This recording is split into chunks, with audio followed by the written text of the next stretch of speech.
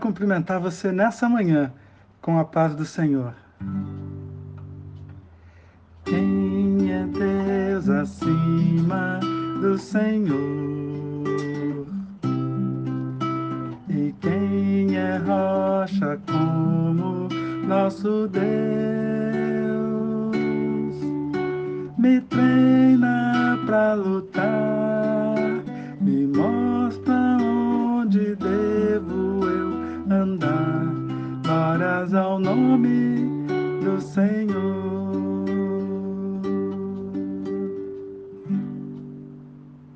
A palavra de Deus lá na carta aos Romanos 15:4 diz assim: pois tudo que foi escrito no passado foi escrito para nos ensinar, de forma que, por meio da perseverança e do bom ânimo procedentes das Escrituras, mantenhamos a nossa esperança.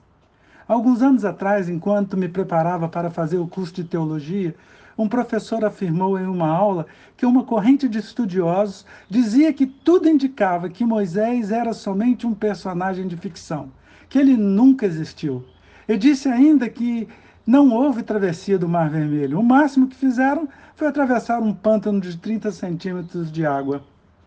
Confesso que a fala desse professor bateu em meu peito como uma bomba e me jogou no chão de forma brusca. Por um instante perdi meu apoio, perdi minhas esperanças e não sabia o que fazer. Por vários dias fiquei abatido com essa história e fiquei pensando que tudo que eu sempre acreditei não passava de uma mentira. Sem saber o que fazer, me coloquei em oração, pedindo a Deus que me mostrasse a verdade. Naquele momento, eu tomei a posição de crer em Deus, apesar do que estava acontecendo, e eu pedi a Ele que, se pudesse, me mostrasse a verdade. Eu disse a Ele que isso não abalaria mais a minha fé, mesmo que fosse verdade o que o professor havia falado. Naquele dia, fui trabalhar com o coração ainda muito apertado. Na hora do almoço, cheguei em casa, orei mais uma vez sobre o assunto e o entreguei nas mãos do Senhor. Quando voltei para o trabalho, havia chegado um e-mail. Quando abri, era de um historiador que descobriu uma coluna nas margens do Mar Vermelho. Mas ela estava carcomida pelo vento e não dava para ver o que estava escrito nela. Mas ele ficou sabendo que havia uma segunda na outra margem, e nela estava escrito claramente que o rei Salomão tinha erguido as colunas exatamente no local da travessia do povo. Ele então alugou um avião para sobrevoar o local e viu do alto que havia sob a água, como se fosse um caminho, uma estrada, um pouco mais rasa, em linha reta. Quando mergulharam, encontraram petrificados esqueletos de cavalos, bigas de guerra do exército egípcio e muita ossada. As rodas, que eram cobertas de ouro, estavam intactas e tudo isso veio acompanhado de fotos. Sabe, queridos, às vezes a nossa fé é colocada à prova, mas Deus é real e as histórias que ouvimos nas salas de escola dominical não são ficções ou romances, mas são reais.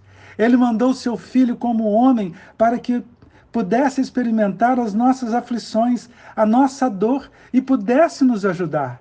Ele não precisava me responder, não precisava responder o que pedi, mas ele o fez por amor a mim.